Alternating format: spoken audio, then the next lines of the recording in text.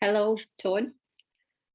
I won't introduce you because there are so many people who know who you are, and those few who don't will envy me less, maybe, if I won't. And I'm really honored to have you here. And I invited you to discuss the concept of a death drive.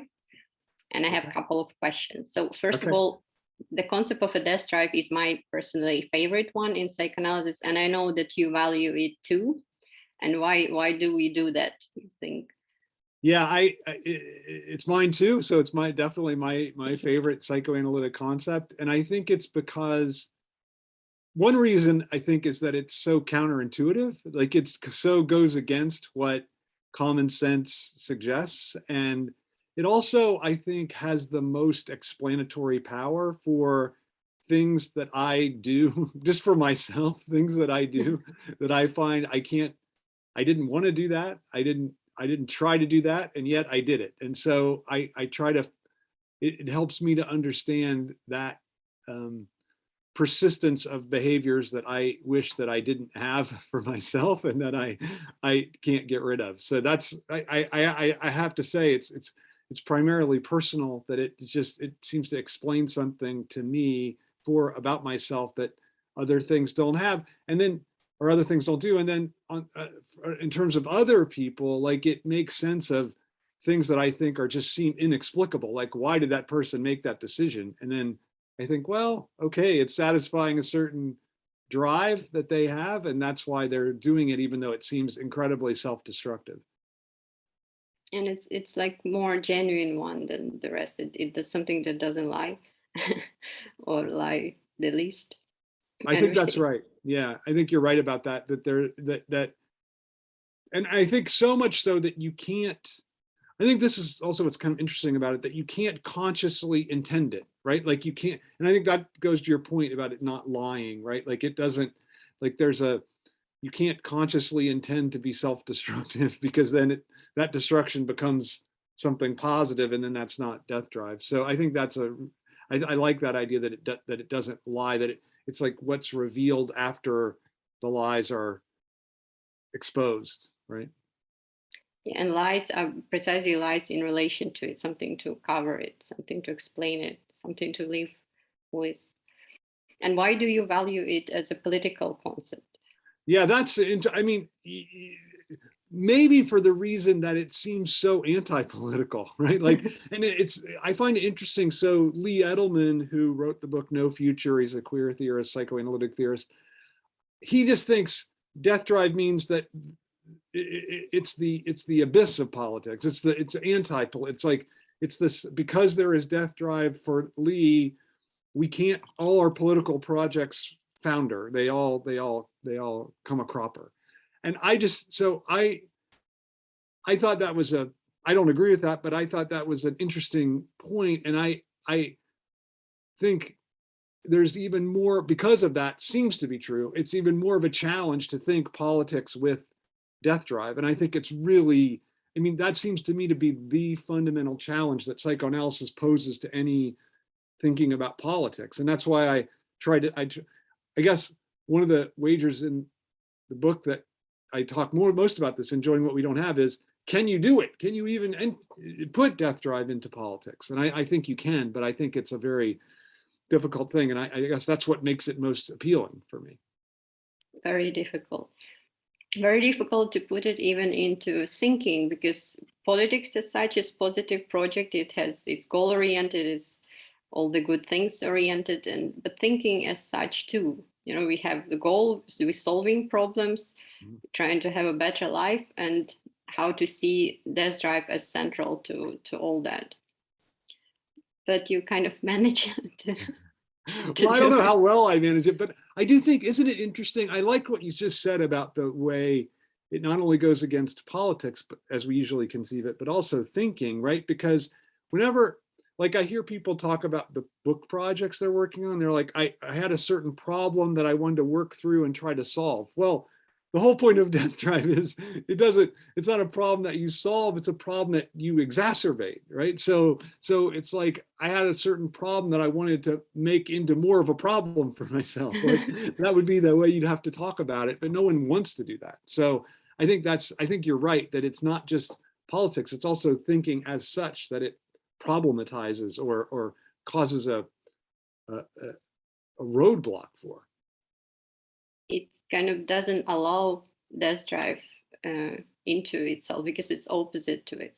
My favorite philosopher, Petra Wessel-Zapfer, he claimed that human thinking, human consciousness is all about dealing with initial tragedy of our existence, initial pain, and then everything that goes, any activity, human activity, any human kind of thinking, it just goes to ameliorate this tragedy of existence, nothing else. So it's very hard to talk about it and not to aim at reducing suffering or something, because talking is reduction. It's supposed to help. It's very hard to talk about something that doesn't help.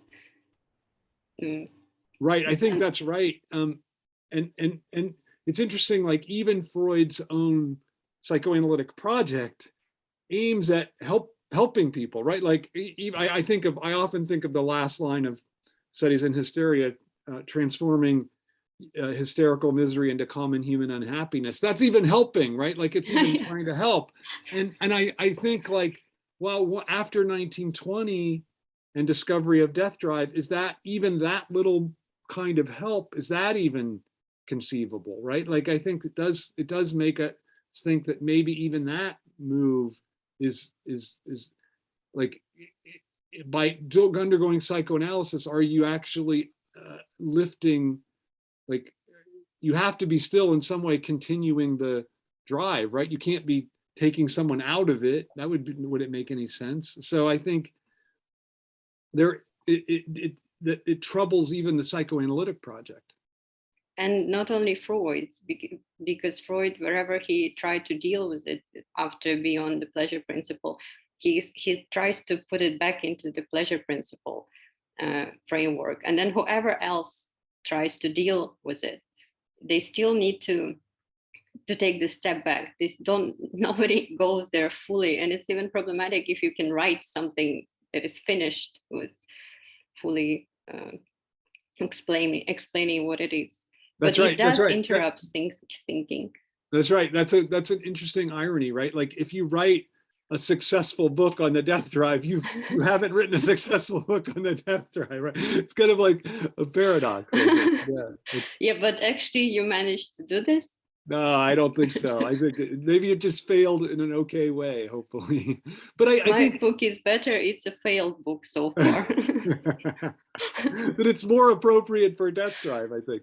I would just say that, like, don't you think that, I think your point is really good, that it occasions so much resistance from fellow psychoanalysts, right? Like, and I think you're exactly right that they tried to put it back into the terms of the pleasure principle. I even think the most common reading, I mean, not from Lacan or people like that, but the most common reading of the Fort Da game as like what the child is looking for is mastery over this traumatic experience. Like that even is totally betrays the notion of death drive that Freud is developing in Beyond the Pleasure Principle. So it's just interesting how just the amount of resistance that the concept occasioned. Yeah, whoever deals with it immediately end up, if one wants to talk about it immediately, end up in covering it, or they just die. They never come back from it. Right. Whoever survived will have to apply this scheme. So that's right. Can I ask maybe a personal question? Because Freud thinking was severely interrupted by, even though he tried to put it in a framework back again and again of pleasure principle for positive project, but his thinking was interrupted by the concept of a death drive, and his personal life after his father died, and then First War started, and then shortly after publication of the pleasure principle, his favorite daughter dies, and he develops severe depression. So it's not only his thinking, but also his life, that he starts to be more pessimistic. How come you embrace the concept of a death drive? What happened with your Oh, what life? happened? Wow. I think it actually was the opposite for me. Like I think it was like I was in a real, I was in a kind of a spiral of like being angry all the time and being kind of out of control. And then I just underwent a total shift and like kind of gave that up. And I think it was through the concept, like Death Drive had a really not healing is the wrong word, but a really uh, transformative effect on me. Like encountering that concept helped me into this transformation. And so I think it was that like seeing the capacity for like completely throwing something off and then changing. And I guess I started to see Death Drive as revolutionary, right? Like that that it's at the core of our ability to like go against our self-interest. And I think that's a really important thing. And I think it really is linked to even like the values of the French and Haitian Revolution, right? Like liberty, fraternity, solidarity, equality. Like I think that that ability to throw off self-interest really is I guess for me, I saw something. Of course, it's negative, like it's self-destructive and destructive of everything, but I also see it as destructive of our own interest. And that for me was really important in the personal way too. Like I saw the way that I was able to like jettison my own self-interest to able to just even to think about other people. And that kind of, I think even that is located in, so even something like love, I think has its core in Death Drive. So for those who don't know, the novelty of Freud thinking, not only his thinking, Sabina Spielrein started it, but the novelty that interrupted his thinking was in Beyond the Pleasure Principle, was to introduce the death drive as the core drive of subjectivity of individual. And the amazing novelty of your thinking is to introduce it as the core drive of sociality, of social bond. And how would you explain this? How is it at the basis of human social bond? Right. So you're exactly correct that Freud thinks of it as an individual, like it's a property of the individual subject. And I guess just to tell you about the way I came to that is that I thought, well, and I thought this was one of the great insights of psychoanalysis. Like when he encounters Jung's concept of the collective unconscious, Freud's like, well, that doesn't make any sense because the unconscious is always between the individual and the collective. And so I thought, well, that has to be true for Death Drive as well. Like it can't just be confined to the individual, and then the society is just some flight from that or something. And I think maybe he would have said that, like Freud himself, like the society is just like you were talking about, language is a way to try to escape from that. But my thinking was that if it's true of subjectivity, it must be true also of sociality, because there's no way that subjectivity could emerge if that. And I think I got this from Hegel that if first the for Hegel it's even ontological. Like first the ontological structure has to be cut or self-divided in order for us to emerge as speaking beings at all. And so same thing, like how could we emerge as death-driven beings, as beings that are self-destructive and etc., if there wasn't a social order out of which we come that wasn't itself, didn't bear those kind of qualities. So that's how I thought of it. I kind of reasoned backwards from the actual existence of Death Drive in individual subjects, then back to the social structure itself. And yeah, I think that's really important to me, because it I think explains so much why so many social projects run aground, right? Like why do they? Because there's this destructiveness in the social project itself. Mm-hmm. And what comes first, subject or sociality? Yeah, I think, don't you think that's, I mean, in the book, I kind of waffle on that, because I don't think you can say, like, I think you can look at it either way, obviously, but I think you can't say like, first there's and then there's the subject, because I think subjectivity emerges right out of the failure of the social order to constitute itself as whole. So it's a kind of double emergence, like they both come at the same time. I think, judging from your book, is that there's this unique ability to think, unlike, for example, for Marx, that sociality comes first, the social bond, and subject is something secondary, illusional, and unlike the neoliberal way of thinking that this subject is first and then they add up to form sociality. In this interpretation, none exists. Like each is the failure of the other, and each is. Yeah, that's right. I think that's true. I think that's really correct. I'm pretty invested in that idea that each emerges out of the failure of the other. So you can't really give total priority. You can't say, oh, first there's the collective and then it gives birth to the individual. That's always secondary, like, as you said, with Marx. And you can't say this social contract theory of the liberals, right? That first there's these isolated individuals and then they come together, form a contract, and then there's a collective. I just think both emerge together out of this reciprocal failure. This is like double counterintuitive. Right. Extremely. So how is this political project of psychoanalysis that you developed, the one that includes the death drive, how is it different from ideology? Well, I think ideology functions just in the way that you were saying, that ideology is an attempt to give us our social order without any cut in it, without any sense of that it's divided, it's contradictory. Like I would even say, like, ideology tries to turn social contradictions into opposition. So like there's an internal contradiction in society.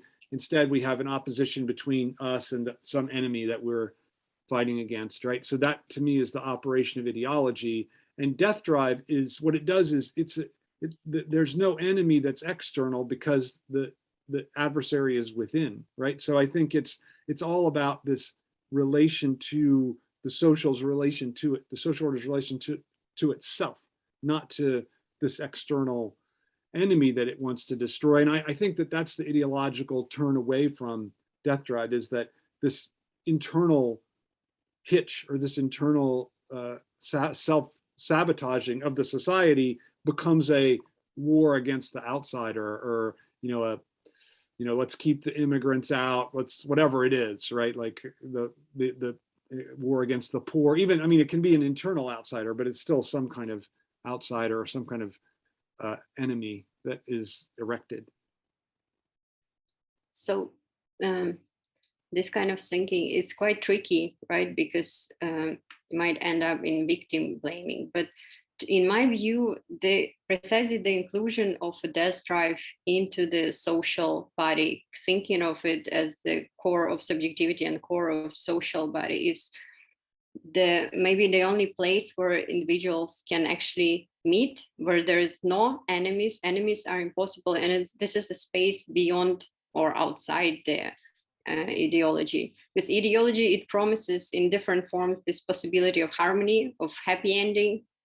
The worst one, in my view, is the psychology, or positive, especially psychology, my personal enemy. Yeah. So they all promise that there is either this, even left politics, right, and capitalism, any Christianity, they just promise that some kind of the possibility of harmony either after revolution or the lost harmony, conservative ideology.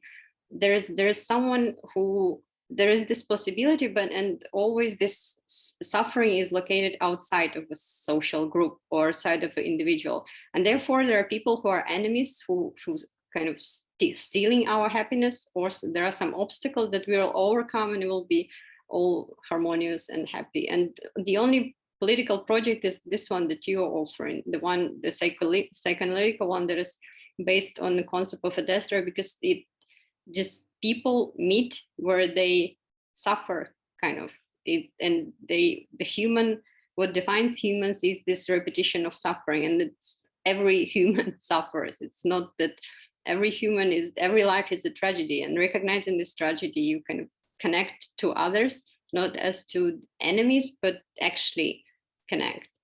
Yeah, I think that was an incredible statement you just made. I agree with so many things you said. and it was put so perfectly. Like, I think exactly right that it's only in this moment of death drive that you can meet the other outside of it, their ideological framework. I think that's exactly correct. And then I also think it's really important, this what you said, that the so many other political projects promise a pure some kind of enjoyment without, or some satisfaction, whatever it is, without suffering attached to it. And I think that the idea of death drive is that it's through our suffering that we find our satisfaction and enjoyment, which is not to say that you're just, oh, you're just, all you do is suffer, right? Like that, but that the suffering is actually integral to the enjoyment or the satisfaction. And I mean, my favorite example of this actually is sports fandom, because when you're a sports fan, most of the time you're spent like not, you know, you're feeling like anxious about, is the team going to win, is it, you know, and the little moment of pleasure when the team wins is just a fleeting moment, right? Like most of the time is spent in this agony of like, oh, they're not going to win. It's this pure suffering. And I think that's the thing that bonds those people that are fans of the team. And then, but I think you can extend it in the way that you did. Like, that's what bonds anybody. Like, that's what is the only thing that can bond you together, is this shared suffering, right? Like that, and I think to see your satisfaction in the suffering, then it politicizes you in such a different way than someone who thinks like, I can bring about some kind of pure, untainted satisfaction or enjoyment. And I think like so many political projects go awry seeking out that future untainted, like that future with where there's no more suffering. So I totally agree with what you said. I thought it was really well put. Thank you. So you also write on the sacrifice, that a sacrifice is a manifestation of a death drive in society, that is foundational something. So how would you define the sacrifice? Yeah, so I talk about other thinkers like Marcel Mauss and René Girard, for whom like sacrifice serves a function, right? Like for Mauss, it creates a bond of reciprocity. For Girard, it like gets rid of the violent excess in society.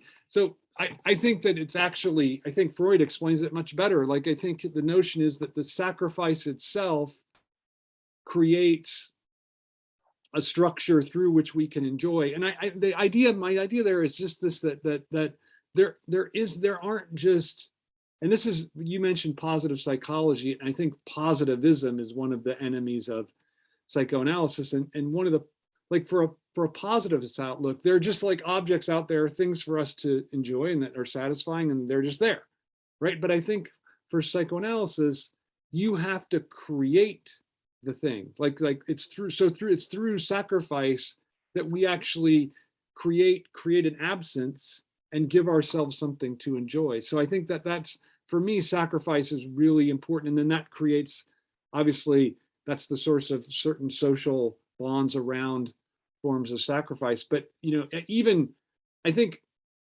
I mean, I have a book on capitalism where I talk about this, but I don't even think I talk about it enough. Like, I think sacrifice is at the heart of the logic of capital. Like, that's how value gets created, and the way that when we sacrifice more, we value the thing more, right? Like, if I have to work more for something, then I think it's more valuable. I think that all that is tied to this logic of sacrifice and death drive. So I think that the proclivity to sacrifice is linked to the primacy of death drive.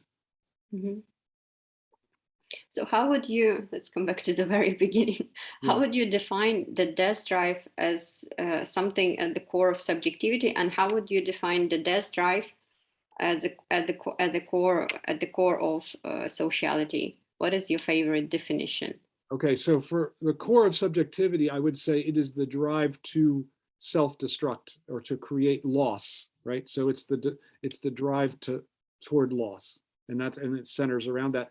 And I actually think I'm tempted to define it so in the terms of the society the same way, right? Like it's a drive to failure, right? It's a drive to undermine the social structure and to create fissures within it to find ways to undermine the social fabric itself. So I think I think that in both, I think it's almost the same in both cases. So it's more like Lacanian notion of death drive or repetition of loss, the structural. That's right. So for me, the loss itself is what's valuable, and that's why it gets repeated. So I think there are other people that interpret it as what's valuable is just the repetition itself. But I think the repetition is contingent on the loss, that the loss is where the real satisfaction is found. So we repeat nothingness that constitutes the subject. And in certain sense, the sacrifice is this repetition of initial loss. And this is what constitutes society. Yeah, Julie, I think that's exactly right. What we're repeating is our own emergence as a subject, right? Like, I think that's what, in every repetition of death drive, we're repeating the way we originate as a subject, which is through loss, right? So that's why the repetition of it is, again, this experience of loss, which is conducive to some kind of enjoyment or makes it possible. And the same thing on the societal level. And also the sacrifice in this view is actual ethical act, because it's self-sacrifice, but actually we're sacrificing nothing, because nothingness is what constitutes us. So this is why actual sacrifice in all their cultures supposed to be something that you don't have self-interest. Once you have a self-interest in the sacrifice, it's not the sacrifice, it's not the emptiness, it's not the self-destructive anymore. And the repetition of this nothingness where you don't exist is basically the foundation of society too, because we all share non-existence. That's right.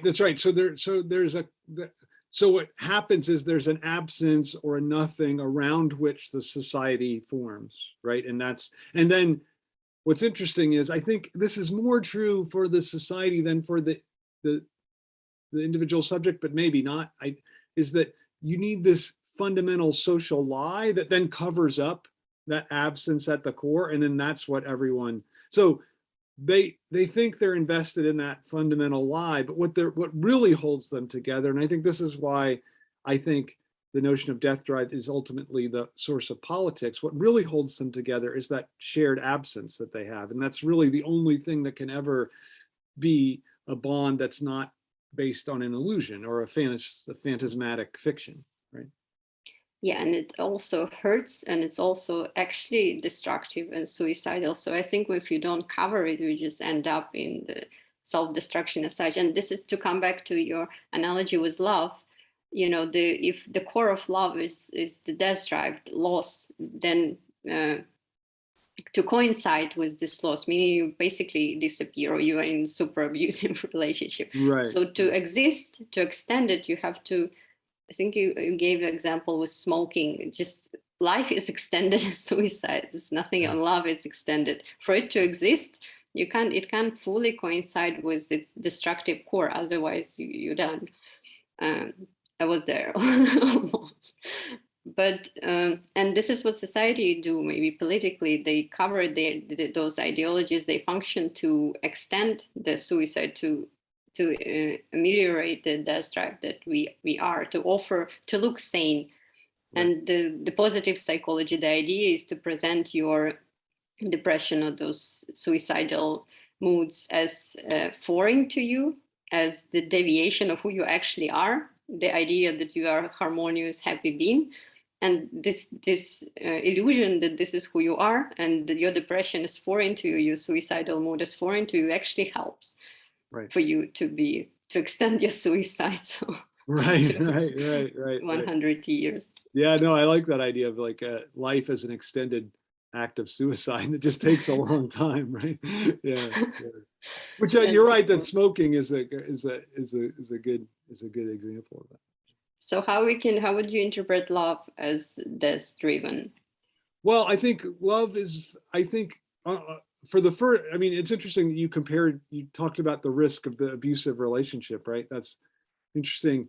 I would just say that love is about, like, it has to avow that self-destruct, like you have to avow your own self-destructiveness, or else you're incapable of really entering into a love relationship, because you're going to try to guard your self-interest and thus not expose yourself to the other. And so I think that love is almost allowing the other to be in that position of your own death drive, right? Like and that's why I think there is maybe some proximity between the genuine love relation and the abusive relation, right? But of course, if the other person is like enjoying the abuse, then they're not in love, right? Like they're fleeing from that love relationship. But I think there is always something about love that puts you at risk as a subject, and I think it's because you almost would, I would almost put it like this, like you expose your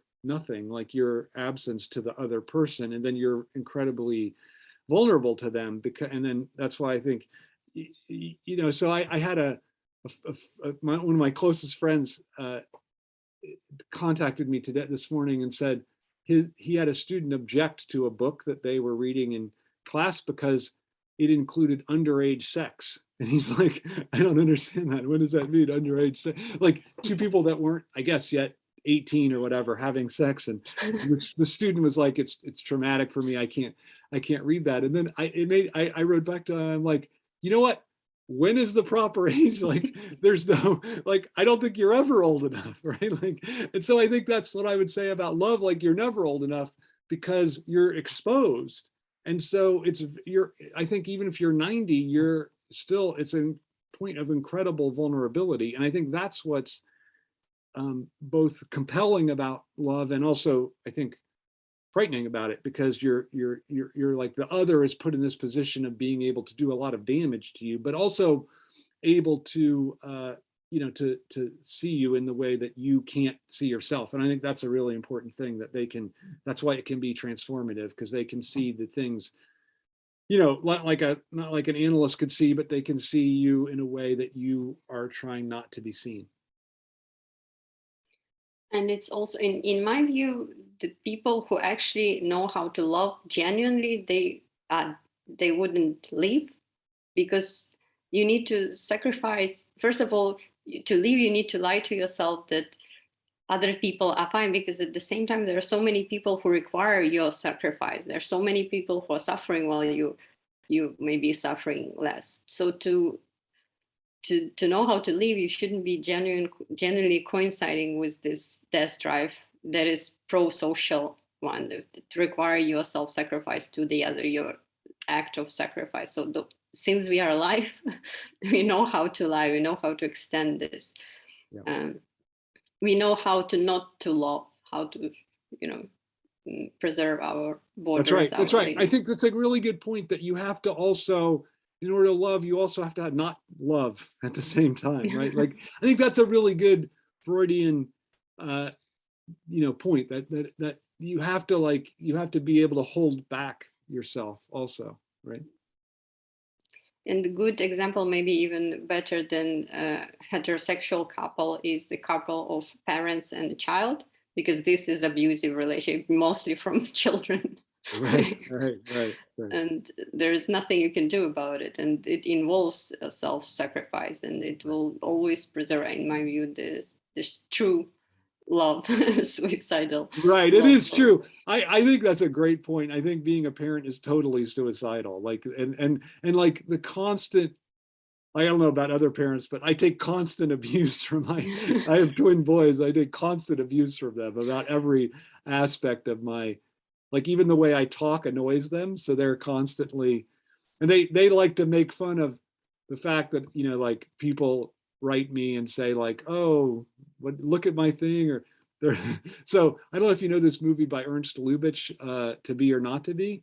Mm-hmm. Okay, it's a great movie, but there's an actor in the movie. So there's an actor in the movie, and he's a bad actor, and no one knows him. He thinks he should be famous, but no one knows him. And he goes, so he's acting like someone else in the movie, and so he'll go, do you know that great Polish actor Joseph Tura, that great Polish, and no one knows him, and he keeps referring to himself as this great actor, and so they'll say to me, they'll go, oh, that great philosopher Todd McGowan. So they like sarcastic. That's their ironic way of addressing me and like bringing me down as much as they can. So I think you're right that the parent-child relationship is a perfect example of the way in which it's just sacrifice for nothing, right? Like there's no like future where they nicely take care of you. It's just really for nothing. So it's supposed to be for nothing, because if you raise them in order for them to be grateful, so you're not doing it right. Right, exactly. You're never doing it right. I mean, you never know. Right. There is no way. You always feel that you're not doing it right. You can't be ethical person. Right. Again, it's like just fail in the, keep up the failure of it, right? Like, I think that's all you can do. Extended failure. Yeah. So you do sacrifice your time, you do sacrifice a part of your life, and you're doing it for a wrong reason. You're still doing it wrong. Right. Double wrong way. So there should be something about Sabina Spielrein was the one who connected the reproduction with the death drive. Freud doesn't do it that much. But for her, still the reproduction more in the framework of the pleasure principle is like a part of the pleasure principle. It's not a central one. My daughter, to punish me, and she knows that I'm struggling to finish my book on death drive, she just started to write her book, and she's almost done. She's 11. To show me how pathetic I am. That's a real punishment. That would be bad. It's real abuse from her side. So, and the other question is that who would be, maybe let's think, the emancipated subject in the, considering this political project of psychoanalysis that includes this, what this subject looks like. It should be hopeless, maybe to more extent than subject of captured in ideology. It should be, is it more depressive? Is it more anxious? Yeah, I think I wouldn't say that I think hopeless is interesting. Like, I think hopeless, but I don't think depressive. Like, is it possible to be hopeless and not depressive? I don't know. I mean, that's a question, but I think anxious is right. Like, I think because in a way if you're not in an ideological position, you're not armored against the other, right? Like you're in a kind of, and when you're in death drive, you're, like we were talking about with love, you're exposed to the other in a way. And so I think it's more anxious for that reason. And I think that, and it has to be an embrace of that anxiety, that the anxiety in the face of the other is also the source of your own satisfaction. So this confrontation with the other is not necessarily, it has to be avowed and can't be like, you can't like open up your protection against it. But I think hopeless without being depressive, I guess, would be a good, because I think depression can be itself a kind of a protection against, ironically, a kind of protection against death drive, right? Like I mean, I know just in my own case, I've had really terrible bouts of depression, and there's a kind of solace in depression that because you think like, I think you fall into depression when you think like, oh, there's a possibility for me to escape this suffering, right? And if you embrace the lack of possibility for an escape from it, then I don't think you're depressed. That's I think. I think the very idea of the demand of being hopeless and not depressed is might give one the depression. Right. That's possible. That is possible. Like, actually, it should be not anxious too, because even if anxiety for Lacan is something that the only effect that doesn't lie, it's still the amelioration, it's still the reduction of suffering. At least you feel something. At least you have. I guess so. An effect. So, but I do think that that anxiety can be I think it is I mean, maybe you're right about that. I don't know. I guess I've always thought that anxiety is affect, just like you said, obviously the affect that doesn't lie, but also the affect that is most clued into how we experience death drive. So that it is because you become exposed, you confront the enjoying other, that proximity of the enjoyment is anxiety producing. I don't know. So that's kind of how I think through it, but I'm not necessarily wedded to that. I think that could be wrong.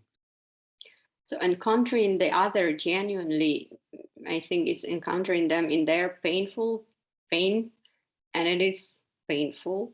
So you don't have this, maybe you don't have protection, meaning that someone is happy, you are happy, and it's still, maybe depression is normally associated with antisocial behavior and passive behavior, and this would be something hopelessness, but when you're still active, you're still pro-social, you're still acting, you still.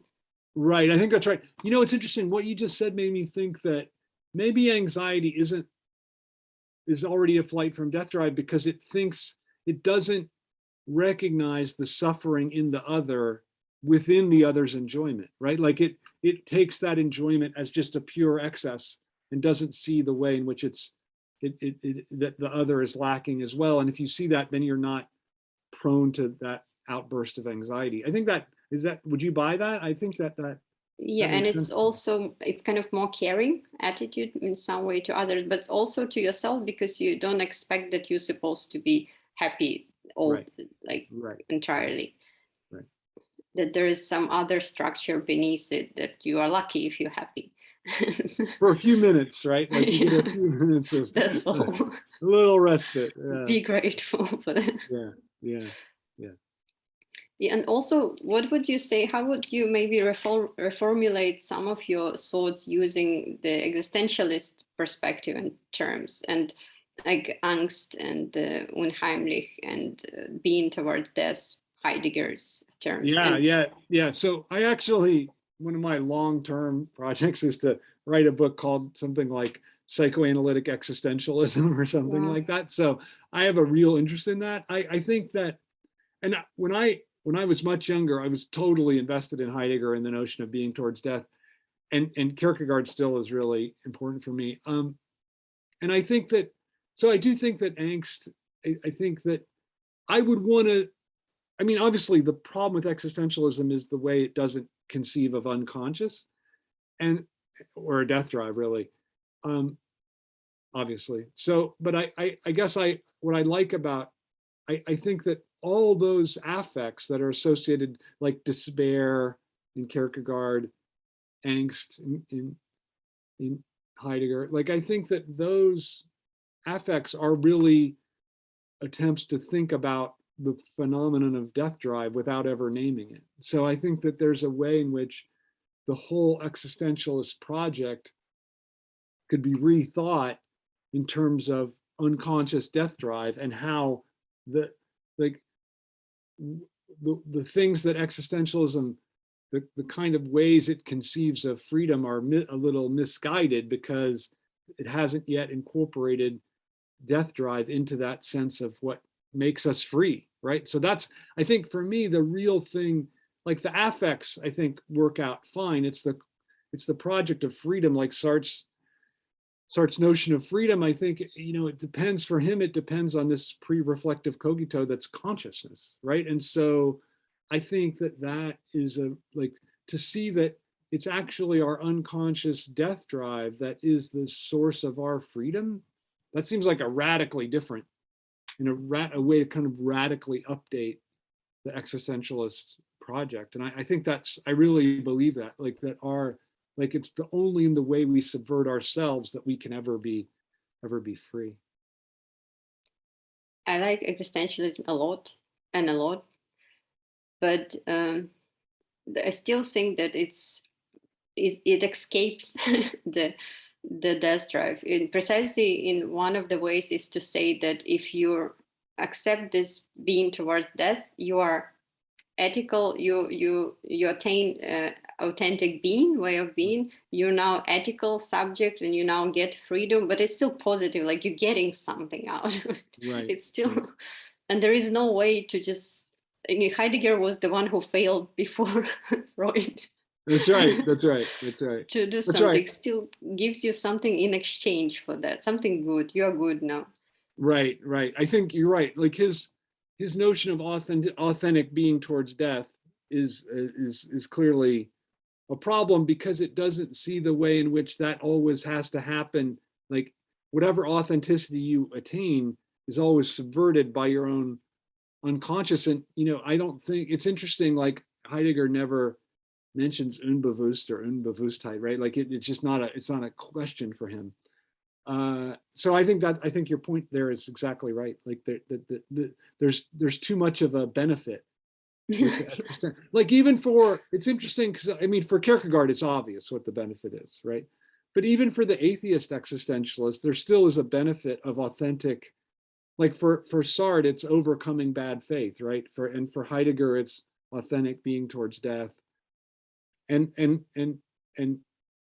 every existentialist, there's always some kind of benefit, just like you said. I think that's exactly right. Maybe you wouldn't stay in the history of philosophy if you wouldn't give a benefit. Right. Maybe they'd throw, right. That's why Freud never got in, right? Like I don't know any philosophy department where Freud is taught. So that's probably true. That even Hegel, there is the kind of like there does seem to be some kind of like benefit of knowing, right? And that's even of knowing that you don't know, right? That's still something. And I think Freud would kind of even want to blow up that. Even if they don't offer benefit, something at the end would just psychologically be perceived as a benefit, because why would they develop this theory? That's right. Like I mean, freedom, unless it's not necessary. But Julie, wouldn't you say that, like, if you really if you're really true to the notion of death drive, they're developing their system, precisely in order to find a way to not get a benefit, right? Like to find a way to, like, this whole massive system of, say, Hegel is all about how the system ultimately breaks down, right? And I think that's what he was going for. That's beautiful. Beauty. It's also a benefit, unfortunately. Right. I mean, well, I think aesthetics is actually the one place where death drive does allow a benefit that still is true to death drive, right? Like, I think because it's not a benefit that comes after, it's a benefit of the very process itself. And so it's not this like reward, right? Like it's just the beauty of the process itself. And I think that's really, I mean, I'm tempted to say that's what art is, right? Like art is this like the beauty of a certain kind of like turning one's self-destruction into a form of beauty, while it remains a kind of self-destruction and doesn't escape that. So I think that for me is a benefit that's not some kind of reward, but it's just a benefit of the process. Yeah, it's not something you get at the end as a benefit. It's just way maybe to accept, to call it in such a way that you can accept the death drive, something that you do, this destructive activity that doesn't make sense, and calling it beautiful is just still preserving it in this state of not making any sense. Exactly. And I mean, I think you could argue that artists are the real, I don't know what, champions of death drive, right? Like the real artist, I think, is like, they don't, because like the recompense that comes after that's meaningless to the artist, right? It's the actual act of producing the work of art, which is useless, meaningless. It doesn't, the very thing that it's only art because it doesn't serve some social role, right? I work with artists a lot, actually. And in my view, it's just art is the only shelter for those who accept the death drive as they recognize there's nothing else to do except for this. And at least you have a word to call it art, and it's recognized in some way, right, and valued in some way.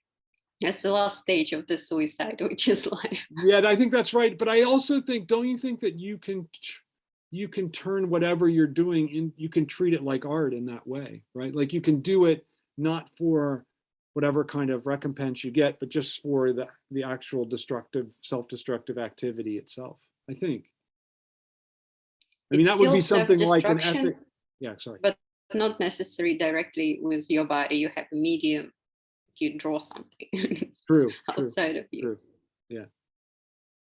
But now when the performance kind of art, it includes your body, it includes doing weird thing with your body. So I know.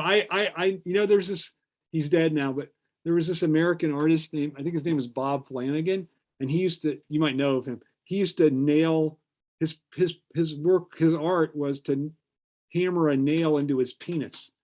And I thought, like, it's a perfect, like, self-sacrifice, totally, like, obviously painful self-destruction, right? Like that doesn't have any, but you're right, like it's the body itself that becomes the site of the destruction.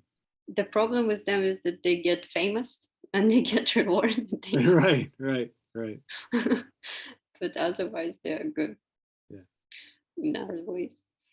So I think it was all the question. I mean, I have so many more, but maybe the last one is that Sure.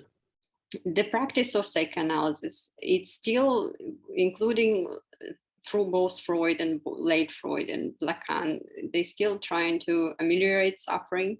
So it's still a positive project. And can, in your view, the practice of psychoanalysis, it's not as bad maybe as positive psychology and CBT, but it still preserves the good ending, a possibility of good ending for both Freud and Lacan. Can psychoanalysis exist as not the positive project, as a negative maybe project? I hope so. I don't know. I mean, I'm not an analyst, but I hope that it can. Like, I think that's what it should aspire to, really. What do they? What would they do? You know what they do? I don't know. The problem, I don't know that the problem would be the practice so much as getting people into it. Like, oh, here we go. Like, we're going to make your suffering just as bad, and we're going to make you see that there's no way to get out of it. And come on and give us some money. Like, I think it'd be hard to advertise, right? Yeah. We won't reduce your suffering to everyday type of suffering. No, you don't get no common human misery or common human unhappiness. Just, we're just going to keep your misery and let you see that that's all there is, right? Like that. Yeah. Yeah, I'm working on that. It doesn't not that good so far. No success. So it is kind of success. In this way, the absence of success is the success. It is the success, right? Therapy for no one. Yeah. Okay, Todd, thank you so much for being here. I enjoyed talking to you a lot. Oh, Julie, it was great. It was totally my pleasure. Thank you so much for having me. Thank you. Okay. Bye.